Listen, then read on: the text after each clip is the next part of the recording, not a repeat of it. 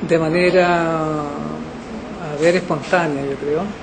De alguna manera, cuando tú estás, eres niño quizás, experimenta alguna experiencia que tú no puedes codificar, digamos, llevar al lenguaje. Eso con el tiempo te das cuenta que tiene que ver con un sentimiento especial, con el arte. Posteriormente se canalizó a través de mi estudio de literatura como profesor de castellano, digamos, lenguaje y comunicación ahora. Los primeros textos, claro, creo que los escribí siendo estudiante de castellano, en los años 70. Después viene otro proceso, es que si tú no sabes lo que estás haciendo todavía. Por lo tanto, son importantes los primeros lectores de lo que tú escribes. Que por una parte, entonces, hay una influencia institucional que tiene que ver con el hecho de haber estudiado, como para ser profesor de castellano, lenguaje y comunicación, y posteriormente tú vas conociendo en la misma carrera amigos, compañeros que ya estaban practicando la escritura, narrativa, poesía, y creo que eso sería la primera influencia. Creo que eso es fundamental en realidad, tener buenos lectores de lo que tú escribes, porque esos mismos lectores te van indicando qué es lo que tienes que leer, digamos. Y cuando uso el término posmoderno es porque ese concepto te da cuenta de otro estado del arte y por lo tanto de la poesía. Pero también es un juego, si analizáramos el texto de manera específica, creo que recuerdo, dice, el texto ya es otro, posmoderno, entre comillas, digamos, porque está en el libro.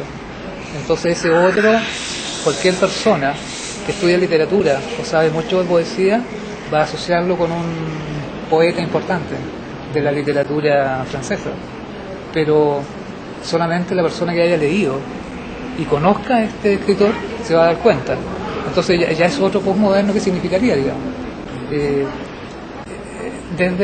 Hay textos ahí desde el año 81 hasta el año 95. No, más tarde. Yo creo hasta el 96, 97. Sería quizás el último texto es muy reciente, del año 97. Por supuesto, yo he escrito mucho más de lo que aparece en el libro, pero sí hice una selección, de acuerdo a, digamos, desde una perspectiva actual.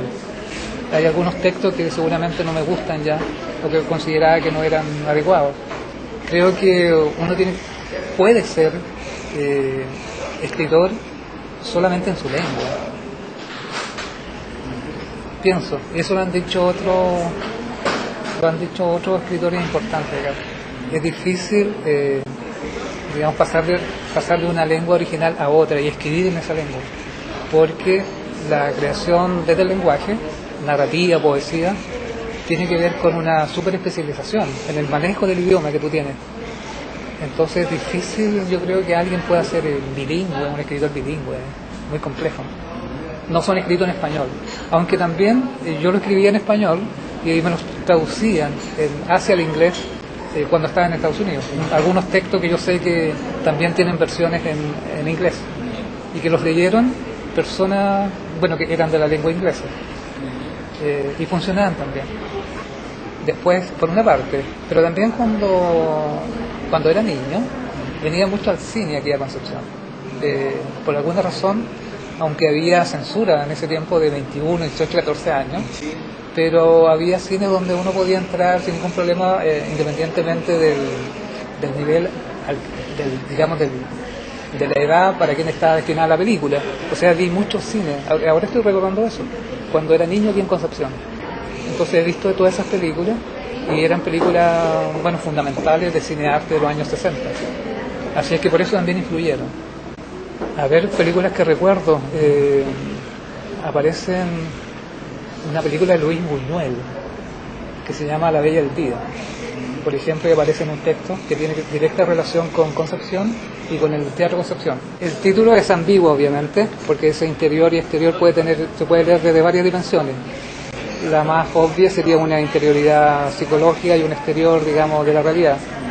Otra puede ser también la idea de estar dentro de Chile, interior y exterior, en otro país, o en Estados Unidos.